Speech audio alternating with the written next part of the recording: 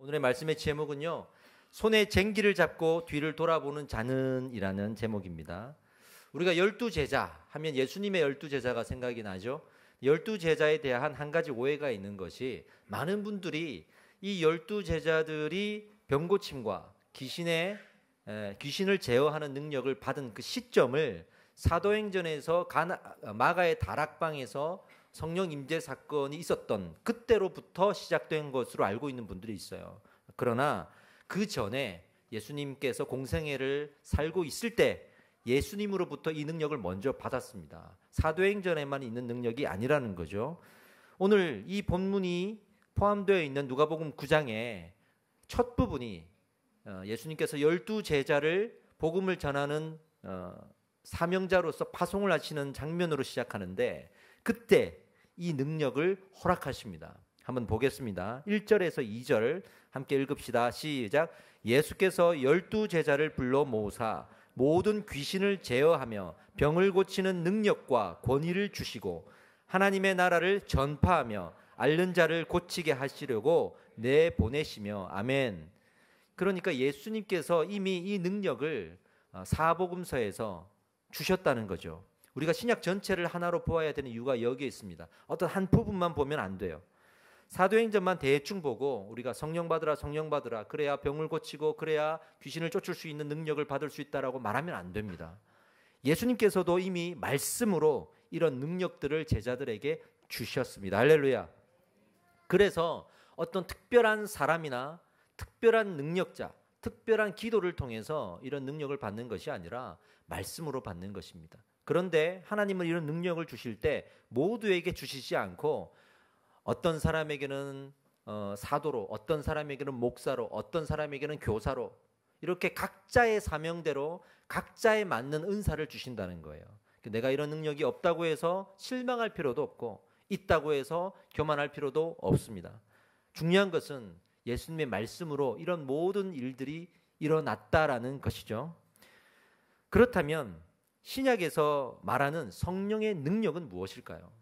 아까 말씀드린 대로 그런 기적을 행하는 목적으로 우리에게 성령을 주시는 걸까요?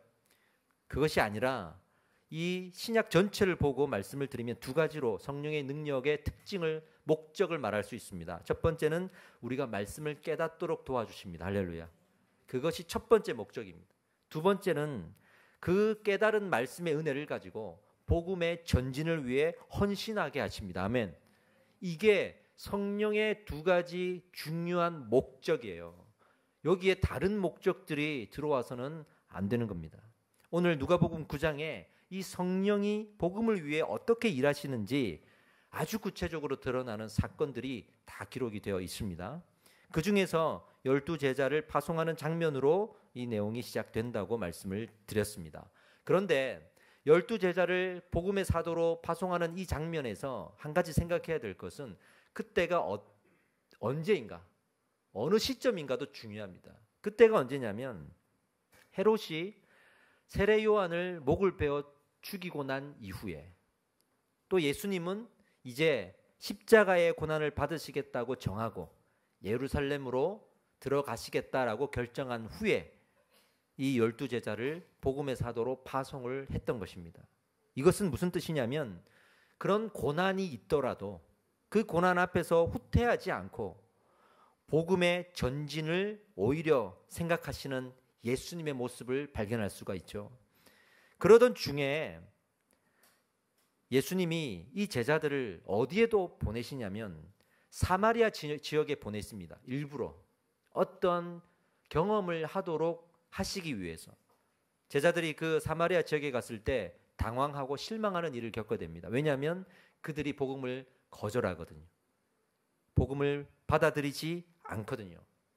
이것은 어떠한 사건의 복선인데요. 예수님이 예루살렘 성에 입성하고 난 이후에 어떤 거절을 받으실지에 대한 복선으로 미리 제자들에게 경험하도록 하신 것입니다. 예수님이 제자들에게 잠시라도 예수님의 입장이 되어보라고 하신 거죠. 내가 이렇게 거절당할 것이다 라고 말씀하셨습니다. 사람들의 거절과 죽음에 대한 고난이 있다는 거죠. 그러나 그 거절과 고난 앞에서도 예수님은 복음을 더욱 전하는 것으로 우리는 총공세를 펼쳐야 된다고 말씀하시는 거예요. 절대로 후퇴하지 말라고 말씀하시는 거예요. 그런데 제자들이 그 사마리아 지역에 갔다가 돌아올 때 실망하고 돌아옵니다.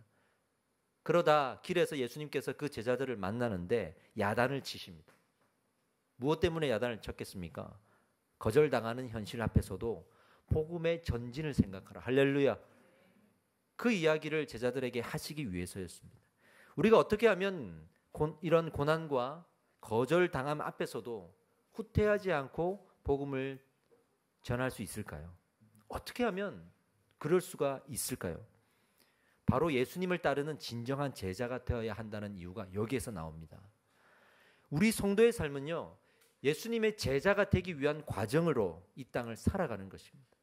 그 제자가 되어가는 삶을 살아야 하는 것입니다. 오늘 이 본문에 그렇게 살고자 예수님께 당신을 따르겠습니다라고 하는 세 사람이 등장하는데, 이 세 사람이 예수님께 와서 따르겠다고 했을 때 예수님은 오히려 그들에게 하나하나 답변을 하십니다. 이 예수님의 세 가지 답변에 우리가 아멘할 수 있다면 이제 참된 제자로 나아가는 문을 열게 되는 것이에요. 오늘 이 말씀을 나누면서 이 세 가지 예수님의 답변에 아멘하시는 여러분들이 되기를 축복합니다. 한번 살펴보겠습니다. 본문 말씀인데요. 예수님을 따르겠다고 세 사람이 이제 찾아와서 이 상황에서 고백합니다. 그들은 어떻게 하면 참된 제자가 될 수 있는지를 잘 알지 못하는 사람들이었고, 예수님은 그들에게 그 방법을 알려주세요. 첫 번째 사람이 와서 당신이 어디로 가시든지 나는 따르겠습니다 라고 말했습니다. 그리고 두 번째 사람이 와서 내가 따를 텐데 당장에는 내 아버지를 장사하게 하시고 그리고 따르겠습니다 라고 말합니다. 세 번째 사람은 내가 따를 텐데 먼저 내 가족과 작별하게 해주십시오. 그리고 따르겠습니다 라고 말합니다. 이 세 부류의 사람이 세 가지의 고백을 합니다. 자, 첫 번째부터 한번 살펴봅시다. 첫 번째 사람이 예수님께 와서 어디로 가시든지 내가 따르겠습니다 라고 말합니다. 마태복음에 똑같은 본문의 비유가 나오는데요. 마태복음에는 이 한 사람이 누구인지가 구체적으로 나옵니다. 누구냐면 한 서기관이라고 되어 있습니다. 서기관이라고 했어요. 서기관이 누굽니까? 예수님을 죽이려고 하던, 예수님을 십자가에 못 박혀 죽이려고 하던 그 무리들의 핵심 인물들입니다.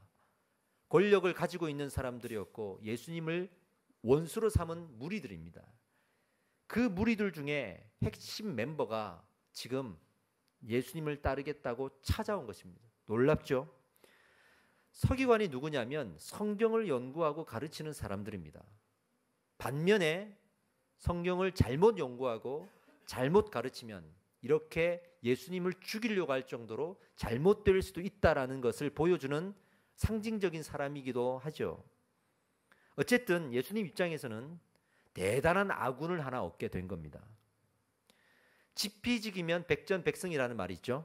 남을 알고 나를 알면 전쟁에서 반드시 승리한다는 얘기죠. 그런데 그 적군을 잘 알 뿐만이 아니라 그 적군의 핵심 멤버로 활동하던 사람이 우리 편이 되겠다고 하면 쌍수를 들고 환영해야 되는 거 아니겠습니까? 더군다나 그렇게 해야 더 큰 사람으로 인정받지 않겠습니까? 그렇게 적군이 왔을 때 받아줘야 그 적군이 완전히 내 사람이 되고, 또 나를 따르는 사람들은 이 리더가 대단한 리더구나 하면서 더 나를 따르게 되는 것이 어떻게 보면 세상 이치고 손자병법에 나오는 원리 아니겠어요? 그런데 예수님이 자신을 환영해 줄 줄 알고 찾아왔던 이 서기관에게 기대와는 다른 답변을 하십니다. 한번 보겠습니다. 58절을 한번 읽어봅시다.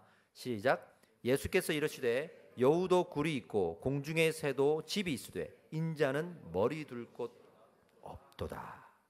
이렇게 말씀하셨습니다. 당시의 서기관들은요, 부자였고 권력자들이었습니다. 정치와 종교의 모든 권력과 힘을 쥐고 있는 사람이었단 말이죠. 그리고 당시에 이 권력과 부를 쥐고 있는 사람들이 상징적으로 스스로의 권력과 부를 내세울 때 사용했던 것이 뭐냐면 집이에요. 좋은 집, 비싼 집, 넓은 집. 지금도 그렇지 않습니까? 이 집을 내세웠단 말이죠. 그래서 그 사람의 집을 보고 이 사람이 얼마나 대단한 사람인지를 판단할 수가 있는 거겠죠. 그래서 어떤 권력자의 수하로 들어가서 그 사람의 신뢰를 얻게 되면 그 상으로 대부분 집을 주었습니다. 그래서 이 집이 참 중요한 겁니다. 그 사람들에게는. 그런데 예수님이 그 사람에게, 이 서기관에게 말씀하세요. 내가 그런 집이 없어요. 나는 그런 집이 없어.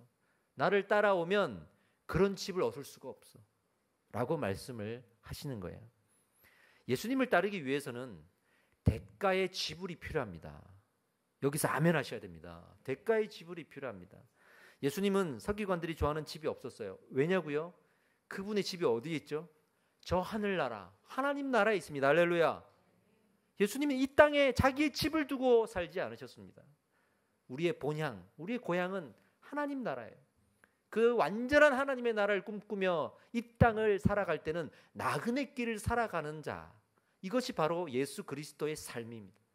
예수를 따른다는 것은 이 땅에 집을 지어놓고 이 땅에 영원히 살 것처럼 그것을 붙들고 살아가는 사람이 아니라 저 하나님 나라를 그리워하고 하나님 나라를 소망하며 이 땅을 나그네의 길을 걸어가는 나그네의 삶으로 살아갈 수 있는 그런 사람이 되기를, 그런 인생이 되기를 우리 예수님께서 지금 말씀하고 있는 것입니다.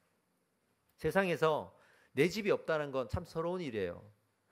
통계청의 조사를 제가 봤습니다. 총 가구의 44%가 아직도 무주택자, 두 사람 중에 한 사람은 집이 있고 한 사람은 없는 시대예요.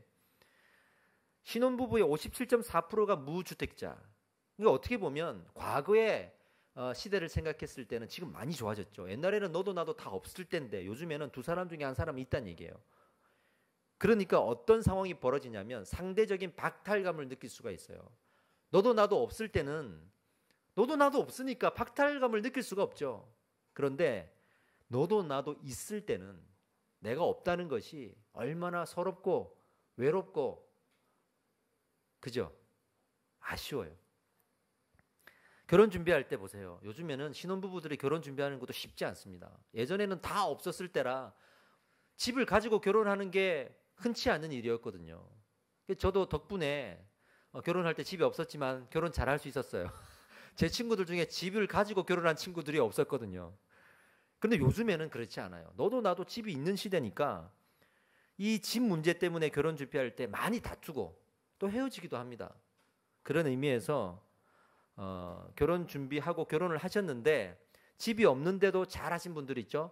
이분들은 특히 남편분들이 감사하고 살아야 돼. 요즘에 그런 여자들 만나기 쉽지 않아요. 할렐루야. 이제는 그런 시대가 된 거예요. 그런 걸 따지는 시대가 된 거예요. 예수를 따른다는 것은 그럼에도 불구하고 이 세상에서 잘 먹고 잘 살려고 믿는 것이 아닙니다. 반면에 잘 못 먹고 못 살려고 따르는 것도 아닙니다. 그런 것과는 상관이 없는 겁니다. 예수님을 따른다는 것은 나를 구원하셨기 때문에 따르는 겁니다. 할렐루야. 구원의 감격이 있고 감사가 있으면 내가 예수님이 실존하고 그분이 나의 예수님이기 때문에 따를 수가 있는 것입니다. 우리는 오늘 이 시간 예수님의 구원을 묵상합시다.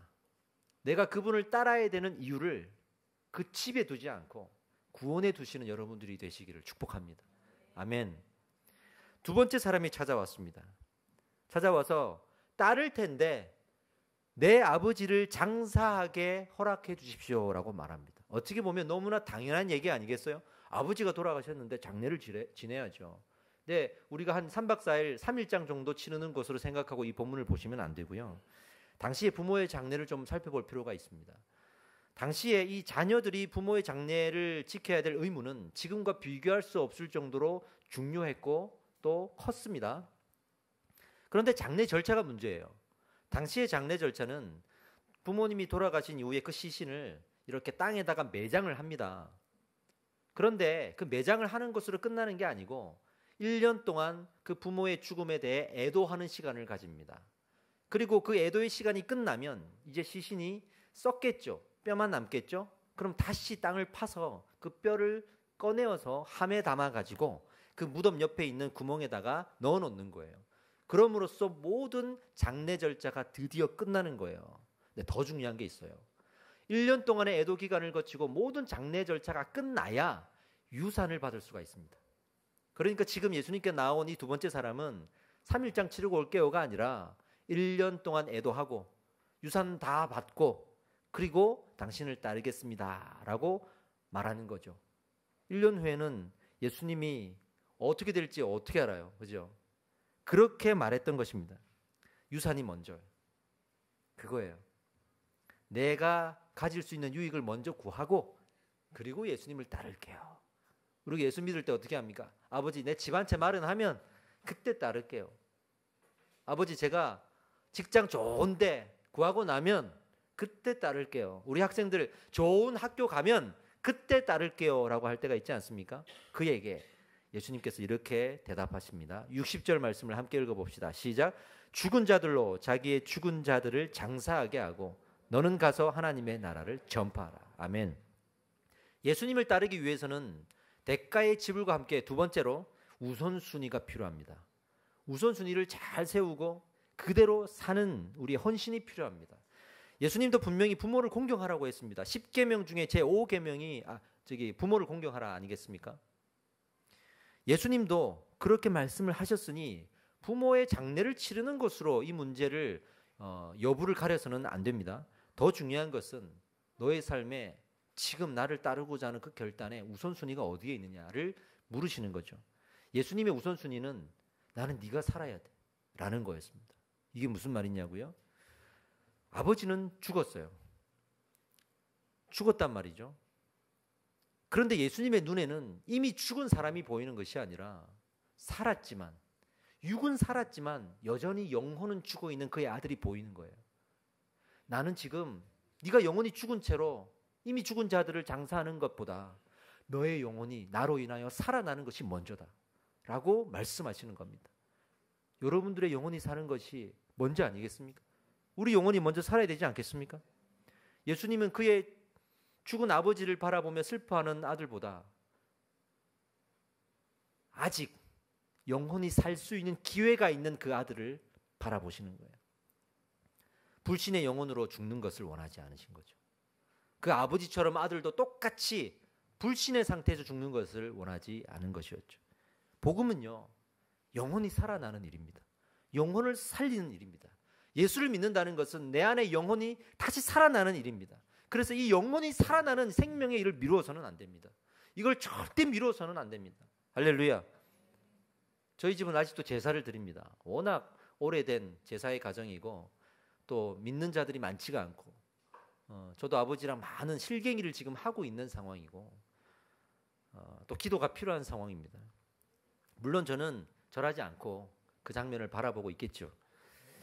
그 오랫동안 제사를 지내오면서 처음에는 아무 생각이 없었는데 예수님을 인격적으로 만나고 나서 말씀을 알아가면서 생각이 점점 복잡해지기 시작했어요. 그러면서 어느 날 이런 생각이 들었습니다. 우리 영혼이 죽어 있는데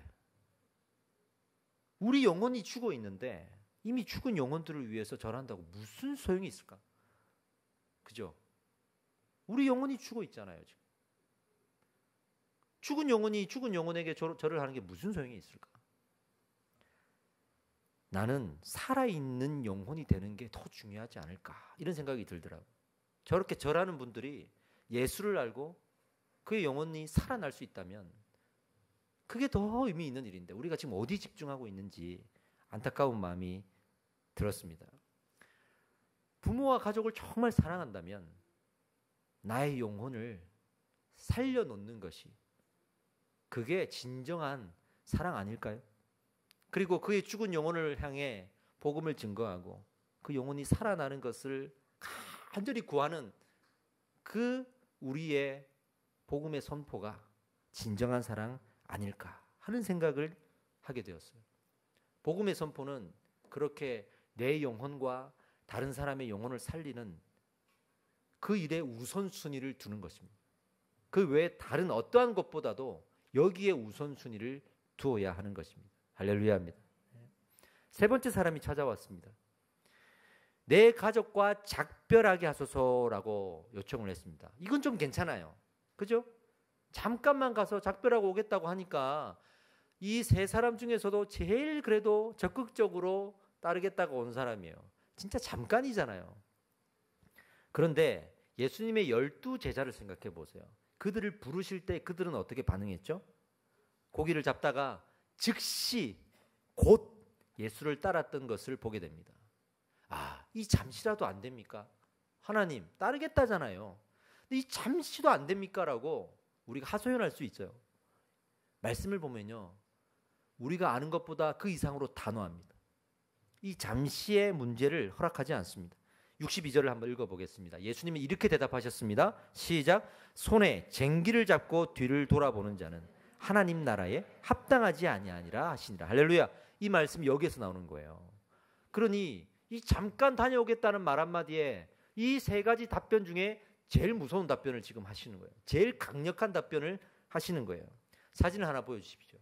여러분, 이게 쟁기라는 겁니다. 쟁기가 뭐냐면 고대 사회에 밭을 일굴 때 소에다가 저렇게 부착을 해서 밭을 가는 농기구를 말하는데요. 요즘에도 있죠. 너무 이제 발달이 돼서 요즘에는 기계가 하지만 저 어릴 때만 해도 저 쟁기를 가지고 밭을 일구는 농사꾼들을 봤습니다. 그런데 저 때의 그 쟁기의 역할은 좀 달라요. 밭을 이렇게 일구는 게 아니라 유대 지역의 이 밭은요, 돌밭 위에 얇은 흙이 깔려져 있는 상황이기 때문에 일구는 용도가 아니라 거기에 그 밭이랑이라고 해서 길을 내는 거예요. 길을 내어야 거기에 이제 물이 들어올 거 아니겠습니까? 그러니까 길을 내어야 하는 상황이라 이 소가 삐뚤삐뚤하게 가거나 하면 안 돼요. 그래서 반드시 한쪽에는 쟁기를 붙들고 한쪽에는 가시채라고 하는 저 채찍을 들고 소를 때리고 하면서 소를 제어하면서 곧바르게 이렇게 길을 내야 되는 것이 특징이었습니다. 예, 이제 됐습니다. 그러니까 이 쟁기를 들고 소를 모는 자는 딴 생각을 하면 안 돼요. 잠깐이라도 눈을 돌리고 뒤를 돌아보아서는 안 돼요. 심지어는 누가 불러도 반응을 해서는 안 돼요. 이거를 잡고 있는 이 순간에는 여기에 집중해야 한다는 것이에요. 여기에서의 쟁기가 무엇을 의미하겠습니까? 복음입니다. 복음. 우리가 복음을 붙든 상황에서는 이 복음 외에 다른 것을 생각하지 말라라고 하는 예수님의 말씀이죠. 다른 것으로 이걸 대신하려고 하지도 말라는 예수님의 말씀이죠. 신앙생활하다 보면 가끔 후회가 될 때가 있어요. 어떤 고난을 크게 받거나 또는 반복해서 고난을 받으면 그렇게 될 수 있습니다. 그 고난이 실패를 당하는 것이든지 또는 가난을 겪게 되는 것이라든지 어떤 상처를 받게 되는 것이라든지 다 상관없어요. 어떤 식으로든 고난을 크게 받거나 반복해서 받으면 우리는 흔들리게 돼 있어요. 그때 우리가 좀 회복하려고 다시 일어나지 않습니까? 회복하려고 다시 복음을 붙든단 말이죠. 그 복음을 다시 붙든 이상 우리가 흔들리면 안 되잖아요. 그런데 이 어떤 상처를 너무 많이 받고 시련을 받고 고난을 많이 받은 사람들의 특징이 그 고난과 상처에 대한 트라우마가 있어요. 그래서 다시 한번 일어나려고 할 때 어떤 마음이 드냐면 또 상처를 받겠지라고 하는 어떤 트라우마가 드러납니다. 또 상처를 받겠지. 그런 마음으로 다시 붙들었다가도 아니야, 역시 아니야 하는 마음들이 계속 자기 마음에 치고 들어오는 거죠. 그 복음을 다시 붙들었을 때 아니야, 이번에도 상처받을 거야 라고 하는 마음이 들 때 그 마음에 귀를 기울이지 마십시오. 그 마음에 뒤돌아서서 돌아보지 마십시오. 이 말씀을 하시는 거예요. 실패할 것이 예상이 된다고요? 아니에요. 그래서는 안 됩니다. 여러분들은 상처를 받아본 적이 있습니까? 저는 있습니다. 너무 크게 받거나 반복해서 받아본 적이 있습니까? 저는 있습니다. 예전에 전도사 시절에 청년부를 담당하고 있는데 장결자라고 하죠. 오랫동안 교회 안 나오는 청년들 신방을 가는데 뭐 전도사님 찾아간다고 문을 열어주겠습니까? 안 열어주죠. 그리고 요즘에는 그렇게 찾아가는 거 좋아하지도 않고, 그래서 어떻게 신방했냐면 그 집을 찾아다니면서 그 현관문을 붙들고 기도하고 포스트잇에다가 기도문을 적어가지고 딱 붙이고 오는 거예요. 그리고 매일 하는 거예요. 매일. 그 장결자들 몇 명 정해가지고 매일 했어요. 그래서 한 7명이 교회로 돌아오는 놀라운 열매가 또 있었습니다. 감동을 좀 받았나 봐요. 그걸 볼 때마다 예수님이 나를 찾아온 것 같다고. 여기를 어디라고 찾아와가지고 밤에 몰래 기도하고 가셨을까 했나 봐요, 이게. 근데 한 청년이 오긴 왔어. 근데 표정이 안 좋아. 와가지고 하는 말이, 감사해서 오긴 왔는데 저는 기대가 없어요. 우리 교회는 변하지 않아요. 또 상처받을 거예요. 이런 이야기를 하는 거죠. 제가 뭐라 그랬냐면 너 참된 진리를 붙들고 기뻐 뛰어본 적이 없지. 이렇게 얘기했어요. 아니요. 저도 진리를 붙들고 기뻐해 본 적이 있습니다. 그래요. 제가 단호하게 말했습니다. 아니, 없어. 참된 진리를 붙들고 뛰어본 사람은 절대로 쟁기를 붙들고 뒤를 돌아보지 않거든. 왠 줄 알아? 그만큼 기쁘거든.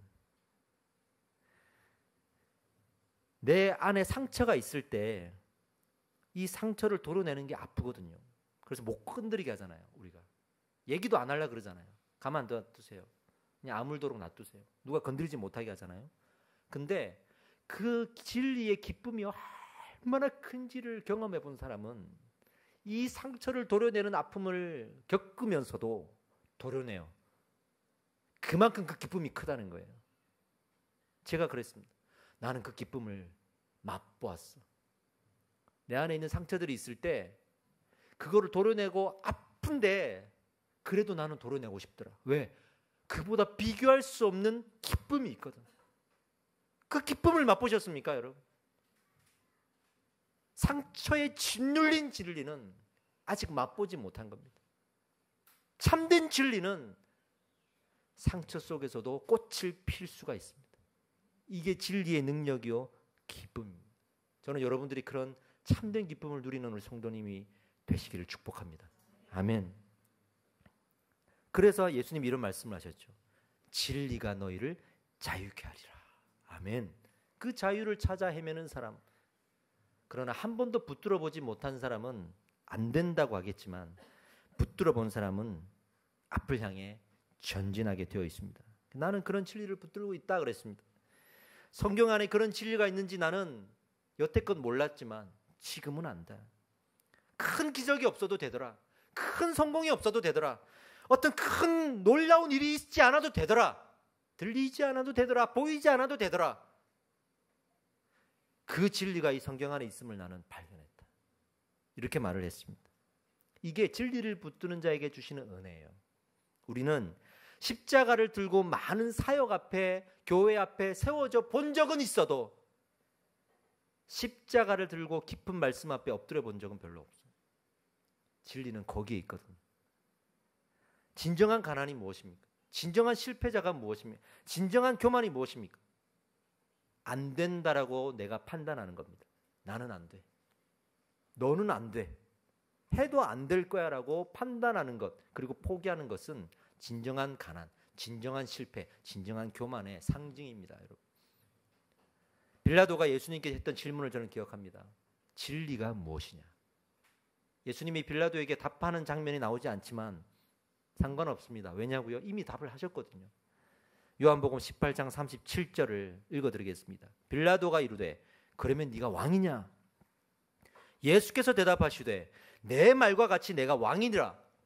내가 이를 위하여 태어났으며 이를 위하여 세상에 왔나니 곧 진리에 대하여 증언하려 함이로다. 무릇 진리에 속한 자는 내 음성을 듣느니라. 아멘. 지금 체포되고 죽을지언정 그 고난의 상황 앞에서도 내가 진리라고 말씀하시는 예수님을 보십시오. 우리 예수님은 고난 앞에 무릎 꿇은 적이 없습니다. 후퇴한 적이 없습니다. 이미 내가 세상을 이겼노라고 말씀하셨습니다. 예수님이 진리입니다, 여러분. 예수님이 진리입니다. 그 예수님을 부둥켜 안고 있는 사람은 예수님처럼 우리는 후퇴할 수가 없는 겁니다. 예수님이 십자가에 못 박혀 죽으신 것을 믿는 것으로 끝나면 안 됩니다, 여러분. 십자가에 못 박혀 죽으신 예수님을 바라보면서 눈물을 흘릴지라도 그 십자가 밑에서 바라보는 여인과 어머니와 그리고 제자들이 있었을지라도 그런 제자들처럼 십자가만을 바라보고 눈물을 흘리는 것으로 끝내면 안 됩니다, 여러분. 그 십자가가 내 십자가가 되도록 붙들어야 됩니다. 그 예수님이 나의 예수님이 되도록 붙들어야 됩니다. 십자가를 바라보고만 있지 말고 달려가야 됩니다. 진리는 예수님이니까요. 나의 예수님이니까요. 나의 예수님이니까요. 오늘 이 은혜를 하나님이 여러분들에게 허락하셨습니다. 아멘 하는 자에게 이 은혜가 임할 줄 믿습니다. 기도하겠습니다. 여러분, 저는 과거에 오래전부터 예수님을 믿어왔습니다. 그런데 아주 오랫동안 예수님의 십자가를 바라보기만 했습니다. 그리고 남의 고백, 남의 찬양, 남의 간증에 의지하며 대리만족하고 살아왔어요. 그런데 어느 날 말씀을 듣다가 제 마음에 예수님이 찾아오셨어요. 그때 깨달았습니다. 내가 달려가 본 적이 없구나. 예수님이 저에게 말씀하셨어요. 바라보기만 하지 말고 달려와라. 남의 은혜만 훔쳐보지 말고 달려와라. 십자가 앞에 달려와라. 내가 달려가 본 적이 없었구나. 내가 얼마나 교만한 사람이었는지를 깨닫게 되었어요. 여러분, 십자가 앞으로 달려가는 여러분들이 되기를 축복합니다. 나의 십자가로 만드십시오. 나의 예수님으로 초청하시고 붙드십시오. 그분을 끌어안으십시오. 그래야 우리가 복음을 붙들 수 있게 되는 것입니다. 저랑 같이 이 말씀 붙들고 그 참된 진리를 한번 찾아봅시다. 세상에 나아가 우리 해볼 거 다 해봤잖아요. 신앙생활 할 만큼 다 해봤잖아요. 그렇게 한다고 참된 진리가 있던가요? 우리에게 성경을 주신 이유는 예수님의 말씀이 진리이기 때문이었습니다. 내가 말씀을 얼마나 붙들어 본 적이 있던가요? 읽고 큐티하는 정도로 그 말씀을 보았다고 말할 수 있을까요? 그 말씀이 내 삶의 중심이 되어 있던가요? 달려가 보십시오. 그 참된 기쁨을 맛보십시오. 그 기쁨의 세계로 여러분들을 초대하겠습니다. 우리 기도하겠습니다. 하나님, 내가 주님 앞으로 나아가길 원합니다. 달려가길 원합니다. 하나님, 나를 안아주시고 나를 붙들어 주시고 나의 십자가, 나의 예수님이 되기를 원합니다. 아버지, 나를 붙들어 주십시오. 내가 달려갈 때 하나님 붙들어 주십시오. 우리 기도하겠습니다.